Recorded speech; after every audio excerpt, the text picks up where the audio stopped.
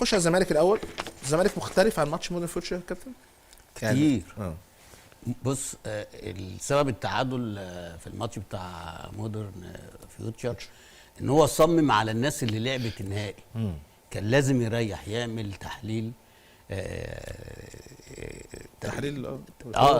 لا يعمل تبديلات كتيره بحيث ان في لعيبه ما كانتش قادره احلال وتجديد في المباراه دي بالذات. ليه؟ لان انت شفت دونجا ما كانش واقف على رجله، زيزو ما كانش واقف على رجله، الجزيري ما كانش واقف على رجله. دونجا مختلف الحقيقه النهارده. لا الماتش ده والماتش اللي فات تحت الصفر، مش قادر يعني شكله. بس احسن شويه النهارده يا كابتن، بيجري ويروح.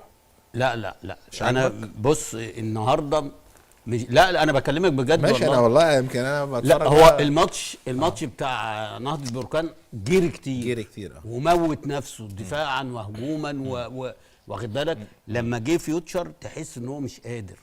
هو كمان برضو مده الماتش كان قليل قوي، 3 ايام بعد طبعا يعني 3 ايام والنهارده ماتشين. فبرضه مع نهضة بركان فتحس ان في حمل. هو المفروض الراجل كان يعني خد باله من حته زي دي. انت ابدا بمحمد شحاته، انت مقعد محمد شحاته ليه مثلا؟ ابدا بيه هو وزياد كمال، وقدامهم ناصر ماهر، هتكسر الدنيا شويه وتنزل سيد نيمار مكان برضه عمر جابر اللي عامل. انت بتتكلم في ماتش مودرن يا كابتن؟ ها واخد بالك يعني تبدا تدي اللعيبه عشان تبقى اللعيبه كلها جاهزه. واحد ريح هتلاقي البديل بتاعه على نفس المستوى ممكن يكون اعلى. هو ممكن تفكيره يقول لك الفرقه الاساسيه دي اكسب الماتش بقى عشان ما يتقالش ان لا انا بعد ماتش الكونفدراليه الدنيا وقعت مني برضه دي تاثر. لا يا حبيب قلبي، بس هي جت بقى لا بالعكس. هو لازم عشان يبقى في دوافع جديده. انت لما لعيبه ثانيه دوافعها طبعا لما هتدي شحاته وزياد كمال، بلاش زياد كان بيقول لك كان موقوف باين.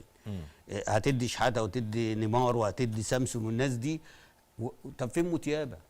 فين مهاب ياسر؟ فين محمد عاطف؟ الناس دي تشوفهم بقى في الدوري دول بالظبط كده. فين حمد اللي هو ياسر حمد.